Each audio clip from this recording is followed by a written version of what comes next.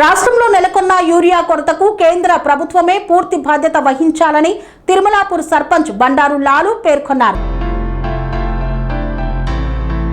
సిద్దిపేట జిల్లా దౌలతాబాద్ మండలంలోని తిరుమలాపూర్ గ్రామ సర్పంచ్ బండారు లాలు విలేకరులతో మాట్లాడుతూ రాష్ట్రంలో ఏర్పడిన యూరియా కొరతకు కేంద్ర ప్రభుత్వమే పూర్తి బాధ్యత వహించాలన్నారు. రైతులకు అవసరమైన మేర యూరియాను సకాలంలో కేటాయించకపోవడం వల్లే ఈ పరిస్థితి ఏర్పడిందని ఆయన ఆరోపించారు. కాంగ్రెస్ జాతీయ అధ్యక్షుడు మల్లికార్జున ఖార్గేపై మెదక్ ఎంపీ రఘునందన్ రావు చేసిన వ్యాఖ్యలను ఆయన ఖండిస్తూ రైతులు యూరియా కోసం ఇబ్బందులు పడుతున్న సమయంలో సమస్య పరిష్కారంపై దృష్టి సారించాల్సింది పోయి రాజకీయ విమర్శలు చేయడం సమంజసం కాదన్నారు. యూరియా కొరతను రాజకీయ ప్రయోజనాల కోసం ఉపయోగించుకోవద్దని, రైతులను తప్పుదోవ పట్టించే వ్యాఖ్యలను దూరంగా ఉండాలని సూచించారు. రైతుల అవసరాలను దృష్టిలో ఉంచుకొని కేంద్ర ప్రభుత్వం వెంటనే అదనపు యూరియాను కేటాయించి సమస్యను పరిష్కరించాలని తిరుమలాపూర్ సర్పంచ్ బండారు లాలు డిమాండ్ చేశారు.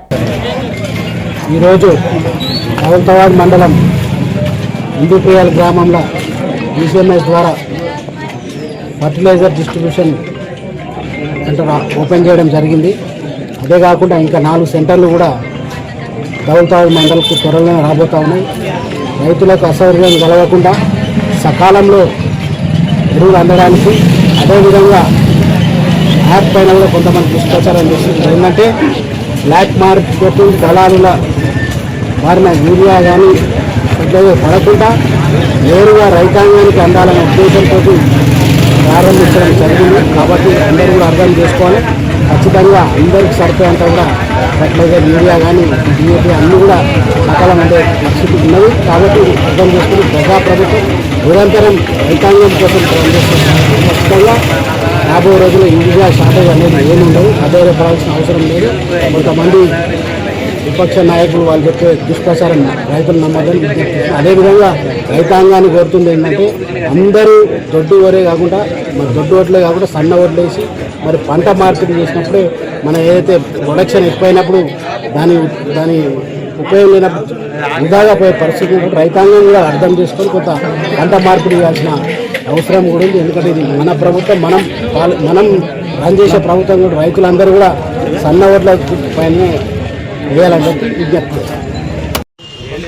జరిగినటువంటి ప్రెస్ మీట్లో మన పార్లమెంట్ సభ్యులు రఘునందన్ రావు గారు మా జాతీయ అధ్యక్షులు మల్లికార్జున ఖర్గే గురించి వ్యంగ్యంగా మాట్లాడుతూ ఆ జాతీయ అధ్యక్షుడు కాంగ్రెస్ పార్టీ అధ్యక్షునికి లేవరాదు నడవరాదు అని చెప్పేసి విమర్శిస్తూ మాట్లాడినటువంటి రఘునందన్ రావు, నీకు నడవచ్చి లేవచ్చి గతంలో ఏదైతే కాంగ్రెస్ గవర్నమెంట్ ఉన్ననాడు రైతులకు యూరియా సరఫరా ఏ విధంగా అందింది, ఎంత అంటే ఒక రైతుకు ఎన్ని బ్యాగులు అంటే అన్ని బ్యాగులు ఇచ్చినటువంటి సందర్భాలు. ఇవాళ నీ అధికారం, మీరు కేంద్రంలో అధికారంలో ఉండి ఇవాళ రైతులను ఏ విధంగా ఇబ్బంది పెడుతున్నారు.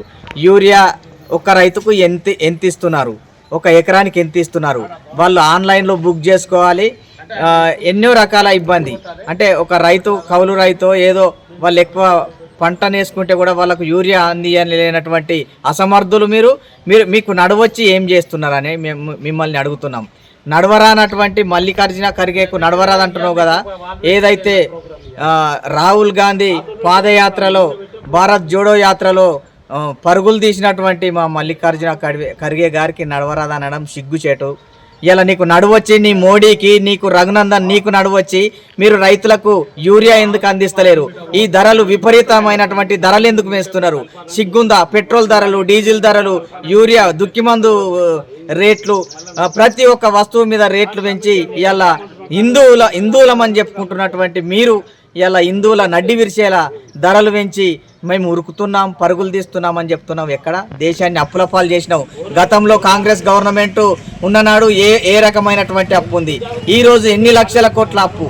సిగ్గుండాలే మాట్లాడేందుకు. మేము ఉరుకుతున్నాం, మేము వయసోడివి అయితే నువ్వు ఉరికితే ఈ దేశ ప్రజలకు భారాన్ని తగ్గియాలే తప్ప భారాన్ని పెంచి ఉరుకుతున్నామని చెప్పుకోవడం సిగ్గుచేట అని చెప్పేసి రఘునందన్ గారు అలాంటి మా దళిత నాయకుడిని విమర్శిస్తూ మాట్లాడడం సరికాదు. వెంటనే క్షమాపణ చెప్పాలని చెప్పి కోరుతూ డిమాండ్ చేస్తున్నాం.